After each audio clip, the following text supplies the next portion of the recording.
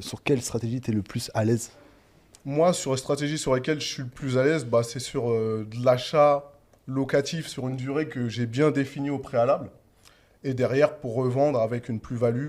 Certes, la plus-value, on ne peut pas la connaître en avance, mais il faut regarder à l'instant T, est-ce que lorsque je revends, est-ce que je perds des plumes ou pas? Si je ne perds pas de plumes, normalement, ça devrait bien se passer. Le gain absolu, il sera positif puisque vous allez amortir du capital. Et si vous revendez au même prix, vous récupérez le capital amorti. En plus, c'est. Et en Toi, général, il a raison, parce qu'en général, on gagne de l'argent avec l'immobilier à l'achat. Si on achète bien, en général, on est sur de bons rails. Parce qu'en général, le bien ne va pas trop décoter dans le futur. Donc au départ, c'est pour ça que c'est bien important de négocier ou de savoir où on achète. Si c'est un projet, par exemple, quand c'est du neuf où tout va s'améliorer dans le quartier, il va prendre de la valeur. Ou dans l'ancien, parce qu'on rénove d'une façon certaine. Et du coup, on sait que dans le futur, on pourra revendre plus cher. et c'est quoi les choses, enfin les critères à bien définir en amont pour être sûr d'avoir une plus-value latente lorsqu'on fait un achat dans ce type-là? Quel type dans le neuf ou dans l'ancien? Les deux, qu'est-ce que tu préfères?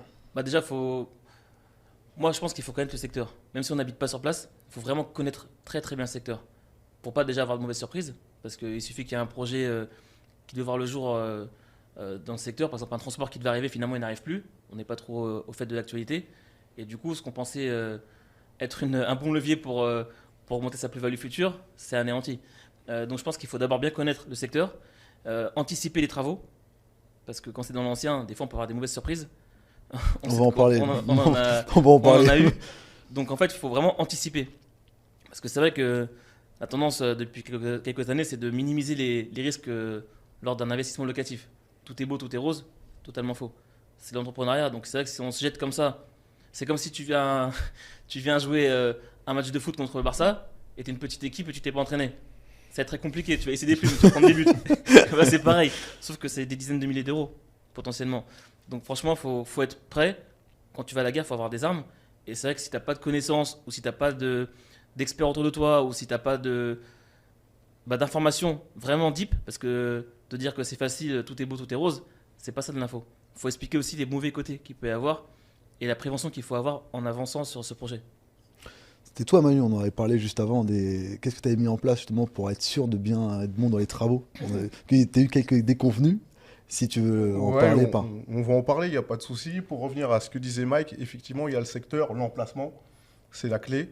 Vous ne savez pas quel type de projet il va y avoir dans la ville, ça peut être compliqué. Imaginons, il y a un projet de logements sociaux ou un projet de boîte de nuit et que vous avez acheté à côté d'une boîte de nuit, votre bien risque de décoter. Ça, c'est clair. Après, vous allez regarder aussi la ville, comment elle est. Est-ce qu'il y a un pôle économique? Est-ce qu'il y a un pôle touristique? Il y a un pôle étudiant? C'est ça qui va vous permettre de dire si vous allez pouvoir louer ou pas et si vous allez avoir de la demande derrière. Ensuite, pour la partie travaux, effectivement, il n'y a jamais de... Les travaux, ça se passe jamais comme prévu, il faut le savoir. Jamais comme prévu. Jamais c'est comme sûr. prévu. Moi, ce que je conseille, de toute manière, c'est de faire un cahier des charges bien précis avec chaque lot. Le lot électricité, le lot peinture, le lot sol, etc. Dans votre cahier des charges, évidemment, vous demandez de respecter tous les DTU, que ce soit DTU, électricité, peinture, sol, plomberie. Ça, vous demandez le détail. Vous mettez un planning de réalisation. Et dans ce cahier des charges, vous demandez également un devis avec le détail des prestations. C'est-à-dire, vous séparez à la fois les fournitures de la main-d'œuvre. Comme ça, vous pourrez regarder si vous pouvez optimiser les coûts de fourniture. Ça, c'est intéressant. Et vous demandez toutes les lignes du devis. Parce que si vous avez un litige, qu'est-ce qui fait foi? C'est le devis et le cahier des charges. N'oubliez pas aussi, dans le cahier des charges, de mettre des pénalités de retard. Quand je dis mettre des pénalités de retard, c'est l'artisan, il vous dit, il fait les travaux en 4 mois. Vous lui dites 5 mois, à partir de 5 mois, vous mettez des pénalités de retard. Si l'artisan refuse, c'est qu'il sait déjà qu'il va être en retard et qu'il ne va pas bien faire le boulot. Donc déjà, c'est le premier conseil, faire un cahier des charges bien précis. C'est vraiment le premier conseil que je peux donner. Cahier des charges, effectivement.